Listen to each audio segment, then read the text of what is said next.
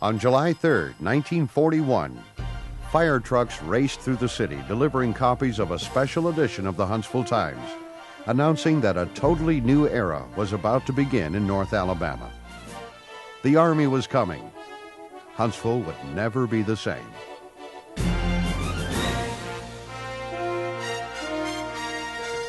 On August 4, 1941, Brigadier General Rollo Ditto, who was a colonel at the time, broke ground for Huntsville Arsenal, whose personnel manufactured chemicals and loaded them into bombs, grenades, and shells.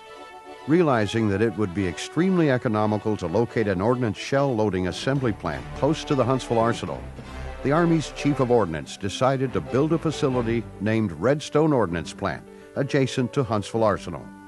Ground was broken for the plant on October 25, 1941. The plant was redesignated Redstone Arsenal on February 26, 1943.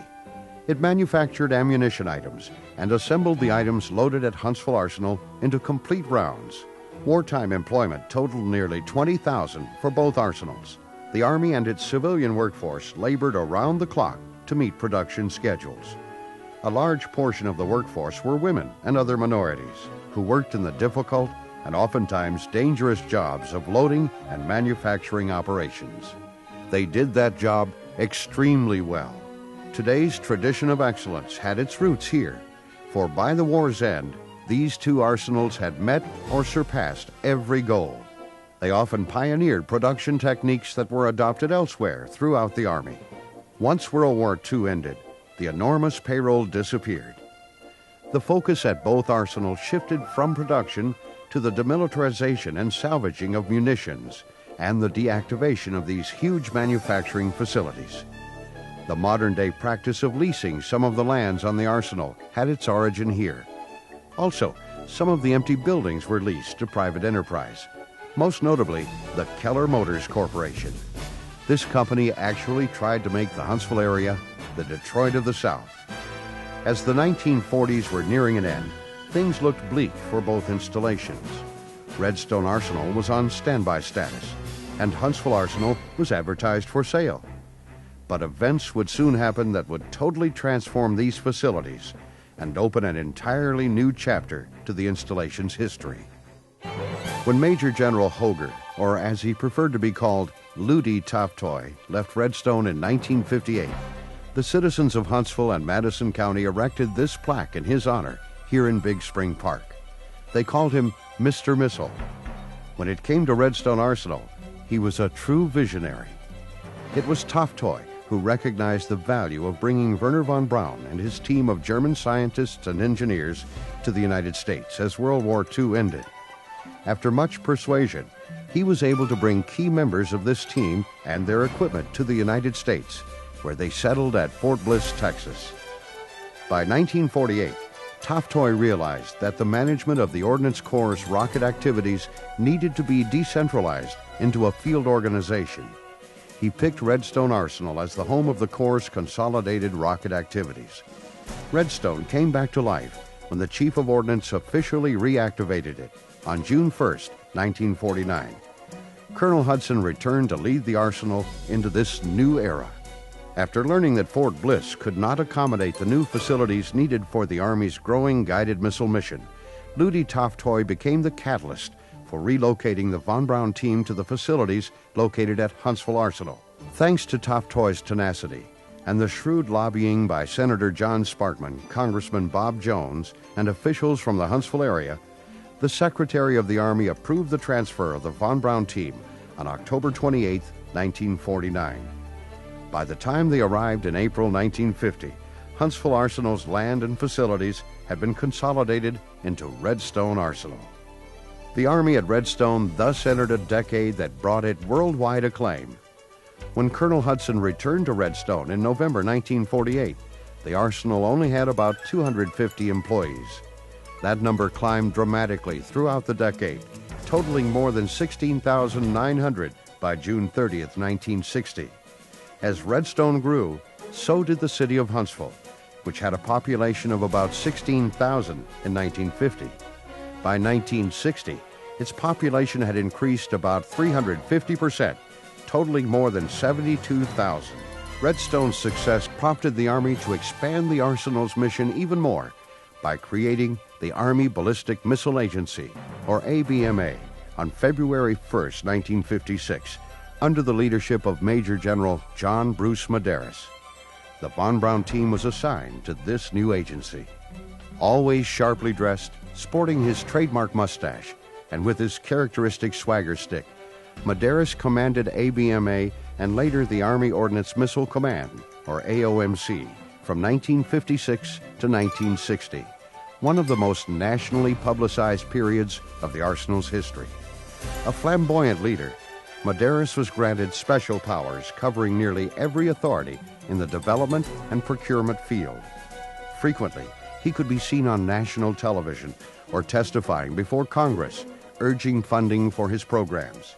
He did well at this, too, with his budget for fiscal years 1959 and 1960 approaching $2 billion, or about 25% of the Army's budget for those years. When Medeiros' team began their work in 1956, they had the primary mission of fielding the Army's first intermediate-range ballistic missile, which came to be known as the Jupiter. By August 1958, this system was delivered to the Air Force for early deployment overseas. The Jupiters later proved to be a significant bargaining chip in the Cuban Missile Crisis. Medeiros' real legacy was as the godfather of the American space program. This is the Goddard House, which served as a VIP quarters during General Medeiros' tenure. Right behind it once stood an officers' club where Mr. Neil McElroy, Secretary of Defense-elect, dined on October 4, 1957, after an orientation tour of the arsenal. While at dinner, the news came that the Soviets had launched Sputnik 1, the first man-made object into orbit above the Earth. Legend has it that Dr. von Braun asked to be given the green light, and the Army could launch a satellite in 60 days. General Medeiros asked for a little longer, 90 days. About a month later, the Soviet Union announced the launching of a second satellite, Sputnik 2. These Soviet satellites shattered American dreams of scientific and technical superiority. Amid mounting public pressure to respond to this Soviet challenge and repeated problems with the Navy-managed satellite program known as Project Vanguard, the Army was given the go-ahead on November 8, 1957, to prepare a Jupiter-C that would launch the first U.S. satellite. Let's go, Werner. Just 84 days after receiving the mission, the Army team at Redstone launched Explorer 1 on January 31, 1958. This team had faced and met the challenge that not only restored U.S. prestige, but also served as the impetus for the extraordinary growth and tradition of excellence that has become a hallmark of both the Redstone and Huntsville communities. As news stories of the Explorer 1's launch began to surface, thousands of people gathered on the courthouse square in Huntsville.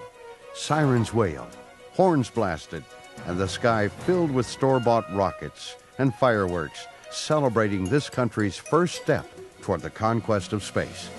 These celebrations were echoed across the nation, but the winds of change were swirling. On July 29, 1958, President Eisenhower signed into law the National Aeronautics and Space Act, which established the National Aeronautics and Space Administration, or NASA. NASA, which was activated on October 1, 1958, by its administrator, Dr. T. Keith Glennon, was given the responsibility of conducting scientific exploration of outer space for peaceful purposes. About a year later, in October 1959, General Medeiros announced that he would be retiring, effective January 31, 1960. One day after Medeiros' announcement, President Eisenhower announced that he had concluded that the von Braun team could, quote, best serve the national interest as an integral part of the National Aeronautics and Space Administration. Before the von Braun team's transfer to NASA, the Army at Redstone had several other noteworthy achievements in laying the foundation for U.S. space exploration, initiating the development of the million-pound thrust engine that became the nation's moon rocket, and recovering the first living beings, monkeys Abel and Baker, from a flight into outer space. This recovery paved the way for putting the first man into orbit. On July 1, 1960, Major General August Schoenberg officially transferred about 4,700 Army Civil Service employees and more than $100 million in facilities and equipment at Redstone and Cape Canaveral, Florida, to Dr. Von Braun, the new director of NASA's George C. Marshall Space Flight Center. Yet, it is important to remember that within a year after the transfer, May 5, 1961, it was an Army-modified Redstone that provided the initial boost for America's first manned space flight of Commander Alan B. Shepard. An Army-modified Redstone also served as the booster for the Mercury flight of Virgil Grissom in July of that same year. Thus, the first American manned space flights were based solidly on Army contributions. Medeiros was asked to speak to the Huntsville Chamber of Commerce on January 31, 1978, to help commemorate the 20th anniversary of the Explorer 1 launch. By then a priest, Medeiros noted, "I do choose to remind the historians of Huntsville that the Army led the city from cotton and watercress to become the space capital of the United States."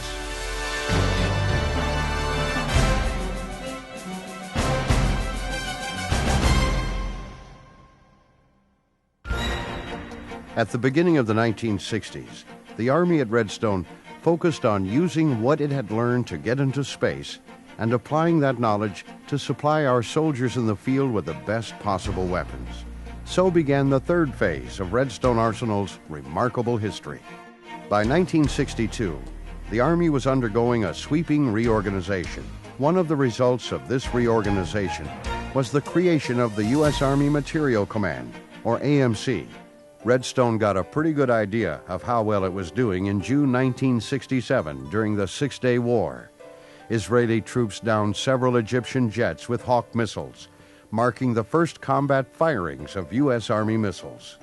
The TOW missile, mounted on a UH-1B Huey, became the first American-made guided missile to be fired by U.S. troops in combat.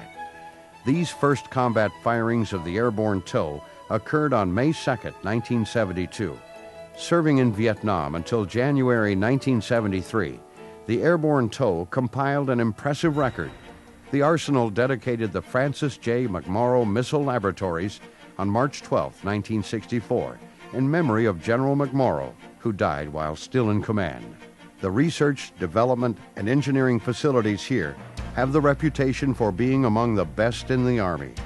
They have consistently forged advancements in technology to meet both current and future Army materiel requirements. McMorrow Labs has been an important center for laser research. Redstone scientists and engineers even helped the National Cancer Institute investigate the use of lasers to destroy malignant tumors. They also pioneered the laser guidance concepts and techniques used by the Air Force in the development of their laser-guided smart bombs, which were used so effectively during Desert Storm. In the 1980s, the Army began building in great quantities many of the weapons that Redstone Arsenal had developed in the 1960s and 70s. One of the best examples would be the Pershing II. First deployed in 1983, this system's increased range and pinpoint accuracy were major factors in influencing the Soviet Union to sign the Intermediate Range Nuclear Forces Treaty in 1987. The Pershing had done its job and was retired with honor. It was appropriate that on a hot Alabama day, July 16, 1988, the seemingly unthinkable happened. A team of Soviet inspectors came to Redstone Arsenal to inspect Pershing facilities. The Cold War was melting away. 1991, Desert Shield Desert Storm operations unfolded. This was the largest deployment and subsequent combat use of missiles in Army history. One of Redstone's strengths has been the excellent relations it has had with the Huntsville community over the years. One example of that cooperative spirit is the amount of land that the Army here has donated to the local community and the state to improve the quality of life in this area. Examples of the more than 880 acres of donated land include such sites as the U.S. Space and Rocket Center and the adjacent hotel, Morris Elementary School, the Huntsville Botanical Garden, Recreational Facilities. Redstone's potential for growth was further enhanced by the fact that it had won a number of Army Communities of Excellence awards in the early 1990s. Redstone continued positioning itself for the 21st century when it dedicated the John J. Sparkman Center in August 1994. When it opened, this $67 million state-of-the-art facility consisted of over 680,000 square feet. It soon became a model for future government construction requirements. The greatest resource of Redstone has always been its people, starting with those who labored on the production lines here back during World War II. The people of Redstone have made excellence the cornerstone of their work. That tradition of success will continue to make Redstone an enduring installation as we move forward in the 21st century.